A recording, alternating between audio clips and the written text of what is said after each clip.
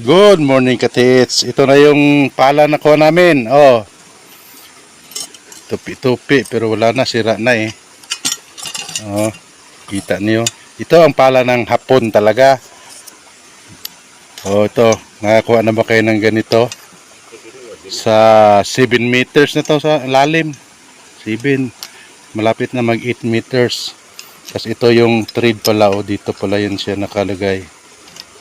Ito. Oh. Diyan, kaya nabasag na sa tagal. Yan. Dito naka-thread o adjust ba. Ganyan. Oh. Nabuwak ba? Ito na yan. Saka ito yung bato ng marami to pero andun kasama namin yung iba. 500 lang yung nahawakan ko. Hindi na nila pati yung kaha ng na kasi kinain na ng kalawang doon sa ilalim. Ito andun ba yung iba? Yan. Oh. Pwede ko di ibara. Yan yan yung talaga yan ng Japanese. Nakuha namin yan doon. Kinain na ng kalawang. Lagyan na lang namin kahoy. Pwede yan o. Kung to? Pwede yan o. Pwede piko, pwede pala to. Ano kaya na man eh. Diri man tigil niyo. Adjuster mo na. Adjust, pwede ipiko, pwede pala. Yan, dyan. Oh. Abangan nyo yung kung mag-subscribe lang kayo. Like and subscribe kasi para masundan nyo yung namin.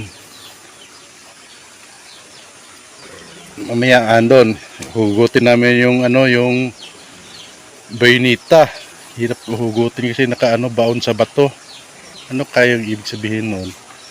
Putulin na lang siguro yun kasi hirap maghukay na nasa gilid lang kasi nakakasugat. Maputol na yun mamaya. Tingnan niyo mamaya, abangan niyo yung pagkuha namin ng bayoneta. Paano pa karon?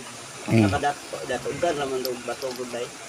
Na tabunan ba to? Ako anak ko kadaka nga bato. Ganyan nga kalaki na bato sa ilalim mo. Yung naipit sa ilalim yung bayoneta. Hugutin namin yun mamaya kasi hirap na yun makasugat.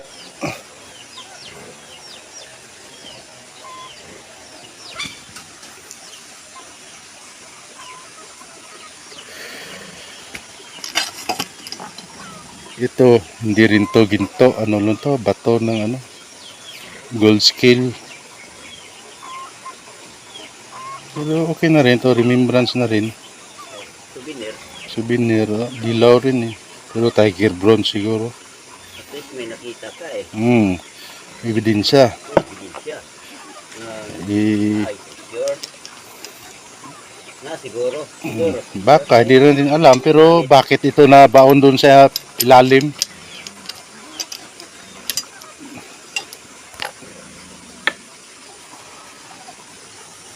Ito yung site namin kita nyo. Dito nagkampo ang hapon noon. Doon nakalagay yung 60 caliber. Doon. Diyan sa ibabaw na yan. Diyan na may mga baliti na yan. Nakaharap doon sa palayan. Doon mismo sa National Highway. Yan. Ito malaking pagong. Ito. Yan. Yan, nag-iisa lang yan ng bato. Malaki. Yan may ulo. Yan. Ulo ng pagong. Yan. Yan. Ulo ng pagong. Malaking pagong Yan. Kaya lang nagalakad yung may paa kasi Yan. Ulo talaga yan. Yan. May mata pa Yan.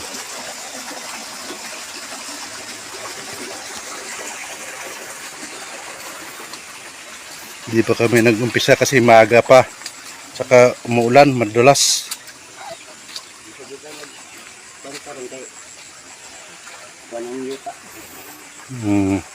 Evidence.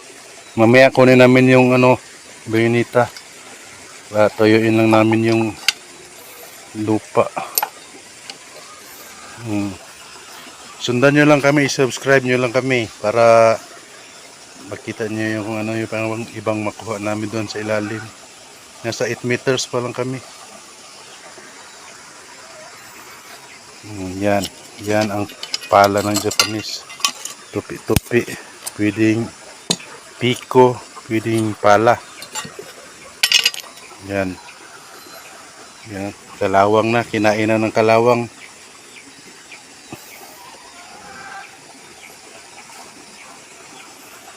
Mamaya abangan nyo yung sunod na post. Sa ilalim nito na nakuha namin sa lupa, pero palagi ko bato ng timbangan ng gold. Dilaw rin siya eh. Ito yung pinaka lang timbangan. Na kasi turok niya sa ilalim yung pinakakaha ng timbangan. Ito marami to, may 150, 100, 200, 300, 400, 500 na bato. May mas maliit pa nito, pero andun sa kasamahan ko na yung iba nito. Dilaw. Ito sa Diyan.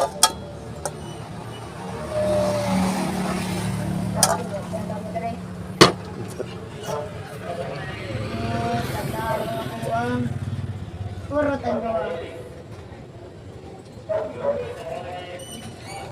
Palagyan niyo kayo ito.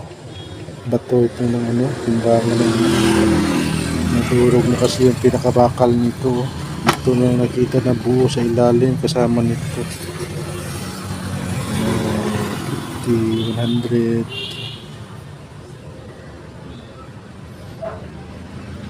May bibili kaya nito mga katilis. Bato ng timbangan ng ito.